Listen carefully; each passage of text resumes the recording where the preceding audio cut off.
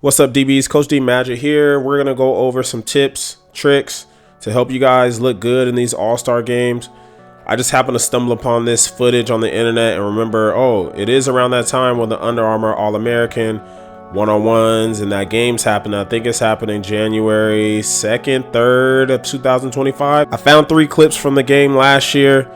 Even though these are 4-star and 5 stars, they still have a lot to work on. Technique, IQ, discipline with their eyes, things like that. So let's go over the film. I'm gonna give you some coaching points on how to make plays in these all-star games. On this play, the DB does a good job of getting the ball out last second on the fade. But in my opinion, I would be outside leverage unless your coach is just absolutely telling you to be inside. Let's say it's some type of cover 0. And it does look like all of the safeties or all the DBs are matched up on the receivers. But if I know I have help to the inside, I have all 3 backers who aren't allowed to blitz in the all-star game, I believe. If I know they're chilling here, I would be outside leverage based on my divider rules. So that ball's in the middle of the field. The receiver, my divider is midway between the top of the numbers and the hash. This is the divider. He's inside that divider. I'll be outside leverage, and I would be anticipating the fade. When we're down here on the goal line, you're going to get slant fade.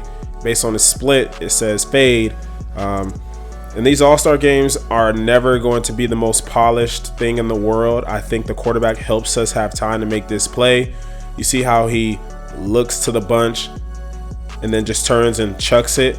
All right.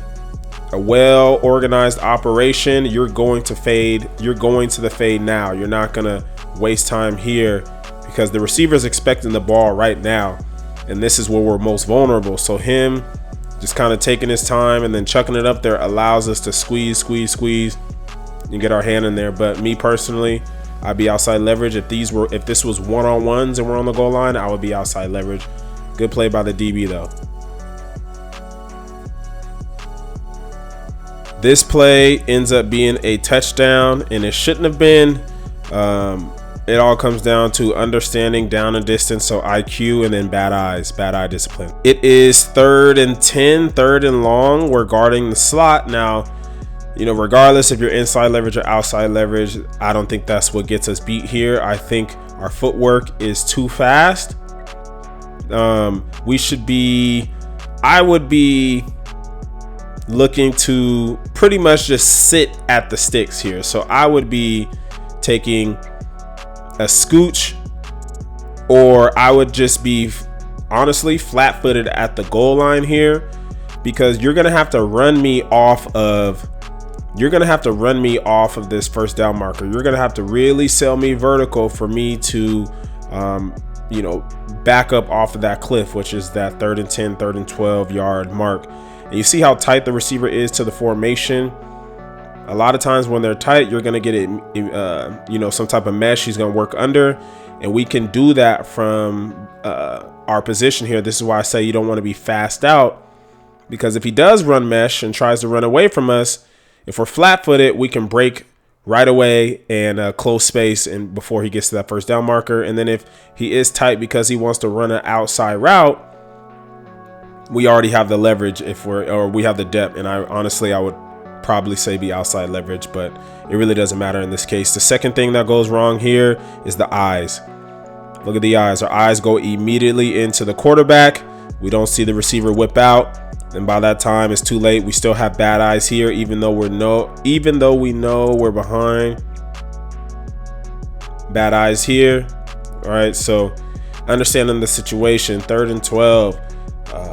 We're playing from depth, so we can be flat-footed. We can play catch technique. He's going to have to run me off of that line. As I'm reading his release, he is not bursting off that line. He's looking inside. Okay, I'm going to slide, step replace. If he does work under, I'm going to catch that high shoulder.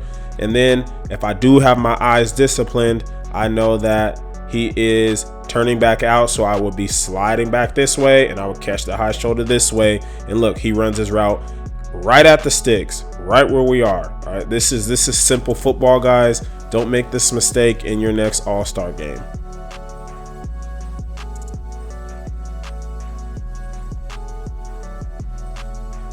Down here, trips formation, we get an interception. This is why you want to understand route concepts. One of the most popular red zone route concepts in trips. I can't tell who's on the ball, but one of the more popular ones is number two running it in, number one running a hitch, or number one running an in. And then they're going to run this corner route off of that. All right. So the DB actually does a good job. This is great technique here. This is exactly how I would coach it. This is exactly how I would coach it. All right. We want to be outside leverage of number three, because if he runs an inside route, we would have a middle field safety. We would be playing scooch catch technique. This is really good. All right. Look at his feet. Look at his feet. Tight feet. We're giving ground, but we're not backpedaling because we want to catch. All right. We understand the situation. Good job keeping our leverage. We're not going on the fake like on the first play. He's looking inside. He's working inside the receiver, but we're not going for that because we have eye discipline. All right. Now, once he breaks back out, we can slide and catch man. This is perfect. All right. Like I said, this is exactly how it should have looked on the first play. I'm sorry, on the previous play where we got beat with bad feet, bad eyes, bad everything. Good job good job playing catch. All right. Scooching back, inching back, boom, we can catch right here. The corner does a good job of having his eyes to the receiver, having his eyes to the quarterback if this is in some type of zone, or I don't know what he's doing, but he does a good job of just falling off and making a play. I don't know where this, like I said, 4 stars and 5 stars. This is wildly inaccurate, but so the defense should be able to make plays because offenses really don't have time to, work like that. But hope you guys learned something.